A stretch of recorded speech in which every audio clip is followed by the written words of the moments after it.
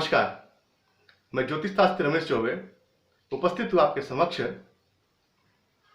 बसंत पंचमी के पावन और पवित्र अवसर पे आपको कुछ ऐसे महत्वपूर्ण उपाय बताने के लिए, साथ ही साथ शुभ समय जो है पूजन का वो भी बताऊंगा और क्या करके और इस दिन आप अपने वाणी को इतना ओज युक्त बना सकते हैं कि यदि आप किसी के समक्ष अपना प्रस्ताव रखें तो वो व्यक्ति आपकी बातों से इतना आकर्षित होगा कि आपको मना करने के पहले 2 बार सोचने पे विवश हो जाएगा। तो जैसा कि हम भली भांति अवगत हैं कि प्रत्येक वर्ष जो है वो माघ मास के शुक्ल पक्ष के पंचमी के दिन जो है सरस्वती पूजन का त्योहार मनाया जाता है।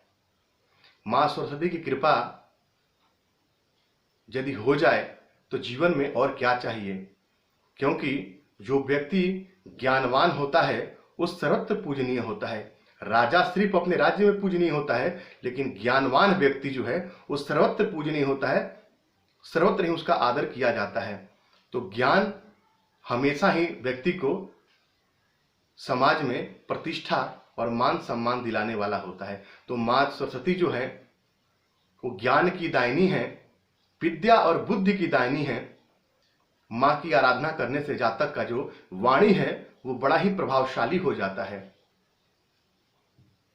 तो इस वर्ष 5 फरवरी को जो है वो सरस्वती पूजन का त्योहार मनाया जाएगा और ये 5 तारीख जो है उसी दिन सरस्वती पूजा करेंगे।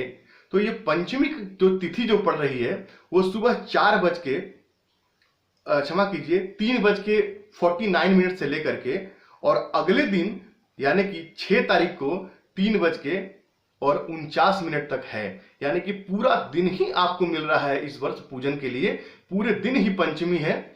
अब उसमें भी कुछ शुभ मुहूर्त है, चौघड़ियों में जो है वो कुछ शुभ मुहूर्त जो है चौघड़ियों का पालन करना चाहिए। उसमें कुछ शुभ मुहूर्त जो है, जितनी सुबह सुबह सरस्वती पूजन आप कर लें उतना ही ज्यादा अच्छा माना जाता है। तो शुभ जो मुहूर्त एक प्रातः काल का है वो 8:22 से लेकर के और 9:46 तक ये शुभ समय है। इसमें आप पूजन कीजिए, बड़ा ही श्रेष्ठ होगा। अब मान लीजिए किसी कारण से आप व्यस्त हो गए और आपने इस समय को छोड़ दिया, नहीं हो पाया, तो कोई बात नहीं, दूसरा समय आपको बताता हूं मैं। ये 1:58 दोपहर से लेकर के और 4:46 तक ये समय भी बड़ा शुभ है पूजन के लिए, ये समय भी बड़ा अच्छा है। तो इसमें भी आप मां की स्थापना करके और पूजन कर सकते हैं। तो 2 मैंने आपको यहाँ पे मुहूर्त बताया और दोनों में से किसी एक को अपना लीजिए।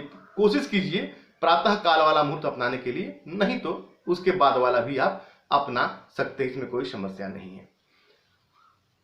अब ये जो सरस्वती पूजन का जो दिन है, इस दिन वो छोटे बच्चे जिनका आप चाहते हैं कि प्रथम अक्षर यानी प्रथम लेखनी जो उनकी प्रारंभ हो, तो इस दिन सबसे शुभ माना गया है। तो आज के दिन एक, अब तो स्लेट और पेंसिल पे पहले लिखते थे, कोई बात नहीं, आप जो लकड़ी वाली पेंसिल होती है उसी से कॉपी पे ऐं मंत्र जो है वो लिखवाइए और यहीं से आप अपने बच्चे को जो आपका जो पढ़ने वाला है उसको ये प्रथम अक्षर लिखवा करके और उसका विद्या का जो है वो प्रारंभ कीजिए। तो मंत्र होगा ऐं, इस मंत्र को लिखवाइए। ए होगा ऊपर एक डंडा और एक बिंदी, ऐं, इस मंत्र को आप लिखवाइए।